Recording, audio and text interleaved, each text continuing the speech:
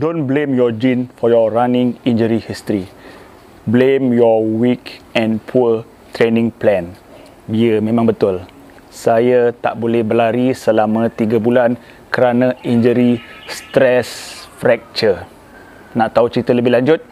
Stay tuned.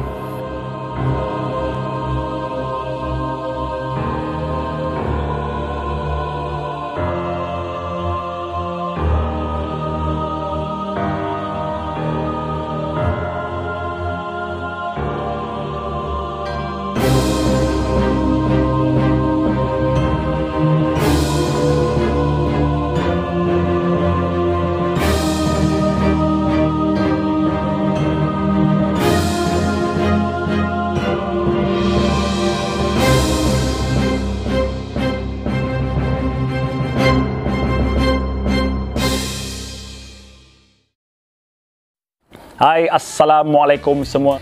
Bertemu sekali lagi di YouTube channel saya, Al-Rumi, dan kepada semua subscriber, thank you very much. We have reached 5,000 subscriber last week. Syukur Alhamdulillah, dan terima kasih semua. Seperti yang saya janjikan, memang saya akan bagi free giveaway Tim Rumi Exclusive Running Shirt by Nike Running. Tapi sebab PKP ni agak susah sikit nak dapatkan stok baju. Kedai semua tutup, kedai print semua tutup.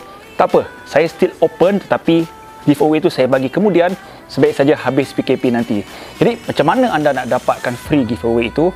Mudah saja, ada 3 saja langkah. Okay? Yang pertamanya, anda like video ini dan subscribe YouTube channel saya.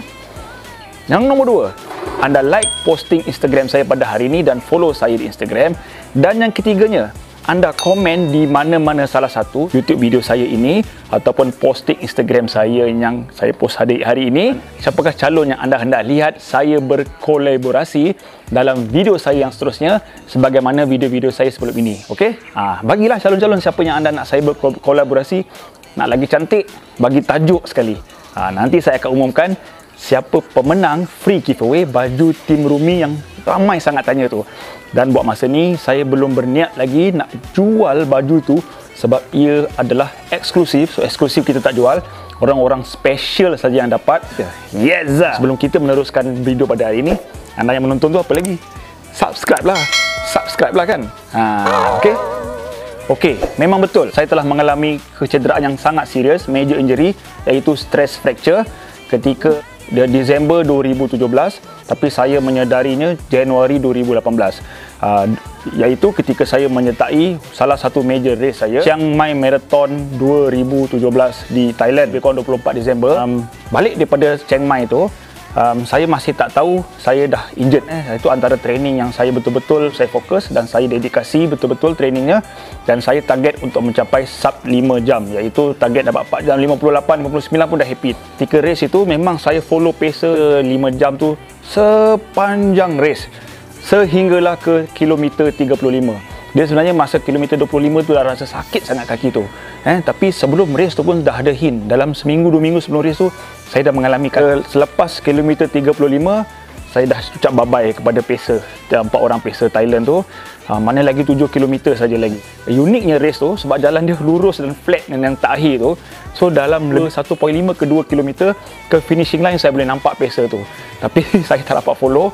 So saya dah hanya menghabiskan masa, catatan masa saya untuk race itu 5 jam 14 minit 0.2 saat. Jadi saya terlebih 14 minit, lebih kurang 2 km lah. Itu adalah personal best saya. Sehinggalah bulan Januari, saya akhirnya mengambil keputusan pergi ke arah Damansara Medical Center, bertemu dengan ortopedik Dr. Choi Yu Seng. Dr. Choi Yu Seng ni memang awesome. Dia sangat memahami masalah kecederaan runner ni sebab beliau sendiri seorang runner, seorang marathoner dan seorang triathlete. Langkah pertama yang immediately doktor suruh adalah stop running untuk sekurang-kurangnya 3 bulan. Jadi kenapa tak best sangat bila seorang runner itu injured? Jadi yang paling tak best of course lah, yang pertamanya dia dah tak boleh berlari. Kalau tak berlari, mana datang bestnya? Yang keduanya bukan saja dari segi fizikal, yang paling susah adalah dari segi mental. Ada orang sebulan, 2 bulan, 3 bulan, ada yang setahun pun ada. Dan yang paling susahnya, kali anda injured, anda dah training, anda dah berhempar pulas, anda kena start balik kepada zero. Itu yang tak bestnya apabila seorang runner itu injured. Umpama pepatah Melayu dahulu mengatakan, umpama layang-layang yang putus talinya, layang tanpa arah, tiada angin pun tak menentu. Sepoyo sangat pepatah ni. Jadi apa itu stress fracture bagi seorang runner? Ni saya nak cerita pasal kaki saya. Stress fracture ni adalah hairline crack. Dia crack ni maknanya dia crack lah yang halus saja yang berlaku pada tulang atas dan tulang bawah kaki anda akibat stres yang berulang-ulang. Selalunya dia terjadi di metatarsal tulang metatarsal yang 2 ataupun 3. Okey, contoh metatarsal ni macam pemain football lah yang kena macam Wayne Rooney, David Beckham, masal. Dan terus terang sehingga sekarang kesan trauma tu masih ada lagi. Saya tak dapat pulih sehingga hari ini sepenuhnya.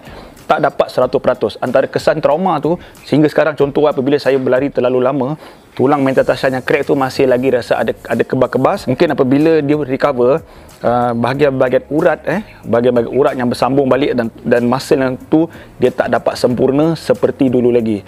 Itu kesannya lah. Kadang-kadang saya ada pakai pad kat bawah ni untuk mengurangkan kesakitan itu, dan ia masih menjejaskan serba sedikit performance saya sehingga hari ini. Jadi pada hari ini saya nak cerita apa yang saya buat apabila saya kena injury itu, dan mungkin anda boleh relatekan dengan injury yang anda pernah hadapi atau kawan-kawan anda atau mungkin anda bakal hadapi.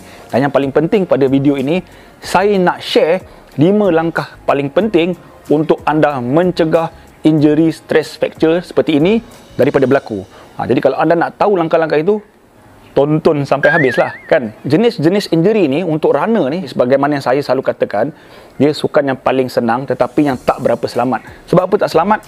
Sebab anda menggunakan muscle yang sama saja. Anda gunakan anda punya hamstring, anda guna anda punya quad, dan anda gunakan banyak glute selain calf dan bahagian bawah. Jadi injury yang paling common yang berlaku kepada runner, nombor 1 adalah lutut. Patella syndrome kita panggil. Lutut ni 50% paling ramai orang injured lutut. Injury seterusnya paling ramai kena IT band. IT band ni biasanya kena mereka-mereka yang pertengahan umur lah, 38, 40-an ke atas.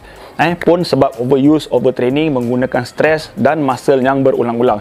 Kemudian injury-injury lain yang banyak berlaku seperti Achilles tendon, shin splint dan plantar fasciitis dan banyak lagi. Jadi kenapa runner tu kena injury? Yang pertamanya, doing too much too soon. Video saya dulu saya pernah describe benda ni. Maknanya anda melakukan sudden change aktiviti anda secara mendadak. Untuk runner ada dua perkara saja, iaitu kelajuan, nombor 2 jarak. Mungkin sebulan saya lari 100 km. Jadi tiba-tiba saya naik ke 200 km lebih. Ya, untuk Chiangmai tu memang saya punya training, saya tidak mengambil kira current fitness saya ketika sebelum memulakan training plan itu. Jadi mileage saya belum cukup stabil lagi. Mungkin base saya tidak cukup kuat. Badan saya belum ready lagi untuk menerima stres dan load yang sebanyak itu. Kemudian dari segi laju. Laju ni anda kena ukur badan sendirilah. Anda sebenarnya, keupayaan anda ketika itu mungkin pace 6 dan 7 saja. Tapi anda banyak sangat lari pace 5. Kena ingat running plan yang berstruktur, hard session tu ada 1 atau 2 je seminggu. Itu pun dia plan secara gradual. Bukan tiap-tiap hari, especially marathon. Kalau setiap hari anda lari laju, macam mana badan anda nak recover dan anda akan lebih expose kepada injury. Yang kedua, ia berkait rapat dengan kasut. Kasut yang terlalu sendat, kasut yang tak sesuai dengan kaki anda, kasut yang anda wear terlalu lama, kasut itu dah sepatutnya retired. Untuk Chiangmai Marathon, saya terlalu naif. Saya pakai 2 kasut je. Dynaflex itulah kasut race, itulah kasut training, itulah kasut speed, itulah kasut long run. Dan ketika nak masuk race, kasut tu pun dah tak fresh lagi. Dan kasut itu sebenarnya sendat, kasut itu narrow, dan kasut Asics ni, Dynaflex yang saya pakai tu, kaki saya cepat sangat panas. Dan itu salah satu tanda dia dah makan kaki saya sedikit demi sedikit, dan kecederaan itu dia develop sedikit demi sedikit, semakin teruk ketika hari race day tersebut. Tiganya, improper teknik. Running form anda belum cantik, anda banyak landing heel, anda punya body composition tak cantik, anda meletakkan stres yang terlalu banyak pada setengah badan saja, core anda tak cukup kuat. So itu salah satu faktor yang sangat penting. Yang nombor 4, change in surface. Sebabkan anda berlari dalam mileage yang banyak, anda lari banyak sangat hard surface di konkrit yang keras. Memang bagus berlari di jalan tu, tetapi anda sekali-sekala kena varietikan, lari di track, lari di treadmill. Kena ada keras, lembut, bukan keras saja sepanjang masa. Dan surface itu juga memainkan peranan kepada injury stress fracture tersebut. Dan yang terakhirnya, osteoporosis. Umur saya ni bukan muda sangat. Ketika marathon tu pun dah menjangkau 40-an. Saya bukan seorang atlet, dan tanpa asas seorang atlet yang kokoh terus jump into marathon, kurang dalam buku Jason R. Cup mengatakan sekurang-kurangnya tahun ke 2 tahun anda dah biasa berlari, barulah anda boleh jump kepada marathon. Bukan seperti saya ketika itu baru 6 bulan berlari dah masuk marathon. Memang kes naya lah. Okey, kita ke perkara yang paling penting dalam video ini, 5 langkah untuk mencegah injury. Bukan stress fracture saja, apa saja injury running. Runner-runner di luar sana dengar. Yang pertamanya, anda perlu mendapatkan proper structure training plan. Hampir setiap video saya sarankan ini. Jadi kalau anda lihat masa Chiang Mai Marathon, saya pun ambil proper training plan. Tetapi still injured. Jadi anda bayang, yang saya ikut pun injured, apatah lagi yang main sembrono lari saja setiap minggu tu, setiap hari. Kenapa running structure training plan ni sangat penting? Ia menyusun program anda bergantung kepada tahap fitness anda ketika itu, kelapangan masa anda, dan yang paling penting, goal anda. Sebab goal yang anda nak capai tu tak berapa reasonable. Contohnya anda pernah lari marathon 6 jam, tiba-tiba nak lari 4 jam. Jadi dia terlalu drastik tu, goal tu tak reasonable. Jadi macam kes saya ni memang ada proper training plan. Tapi apa yang saya abaikan ini adalah terus jatuh kepada langkah yang kedua, iaitu strength training. Okay? Jangan abaikan strength training. Jadi walaupun saya mengambil proper training plan, tapi training plan tu dia tak masukkan detail strength training. Jadi saya abaikan strength training. Saya hanya berlari.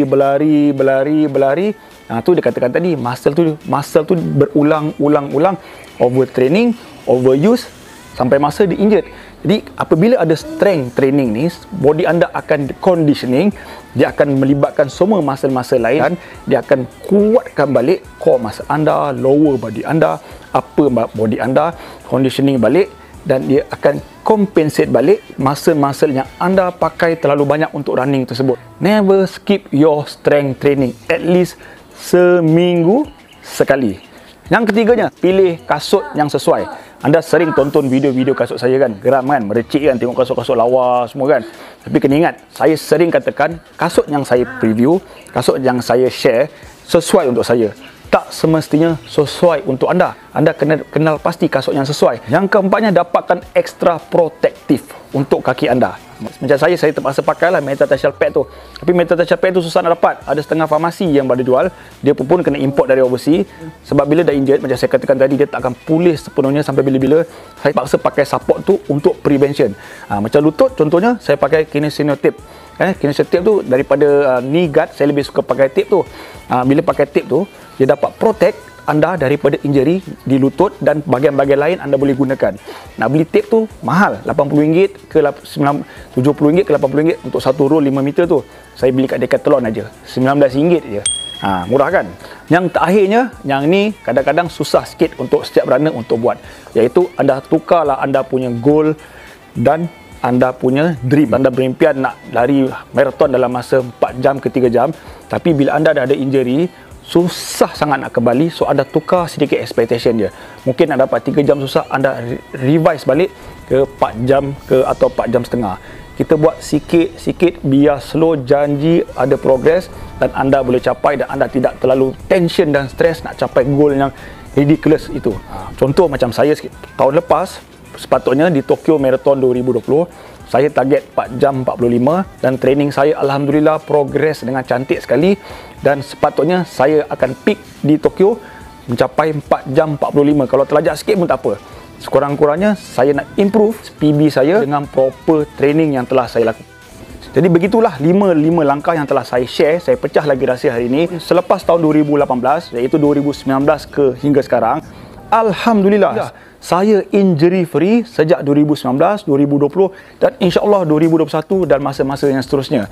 Anda kena selalu listen to your body. Kena ukur badan sendiri. Jangan ikut-ikut orang. Belajarlah dengan sifu-sifu professional running group. Dan yang kalau anda ada bajet lebih sikit, dapatkan professional coach. Okey. Sebab apa kita perlu professional coach? Sebab dia boleh monitor kita, progress kita, kelemahan kita, identify kelemahan kita, dia deploy kita, dia susun program, dan yang paling penting anda kena pick at the right time, bukan sebarangan. Okey, last sekali, ketika 3 bulan saya tak berlari tu, ada berbagai cara lah macam mana saya lakukan untuk maintain fitness supaya tak drop terlalu ke laut. Tapi secara ringkasnya, saya buat aktiviti-aktiviti lain yang tak ada impact kepada kaki dan lutut. Contohnya saya swimming, saya buat static cycling dekat gym, saya fokus kepada strength training dan saya gunakan elliptical machine. Okey, jadi terima kasih kerana anda dah tonton sampai penghujung video ini. Tahniah semua. Kalau anda suka video ini, anda like, anda tinggalkan konstruktif komen, bagi tahu saya apakah injury yang pernah anda juga alami, dan yang paling penting, subscribe lah YouTube channel saya. Alright, so musim-musim PKP ni banyakkan duduk di rumah, stay at home, tengok YouTube atau buat YouTube.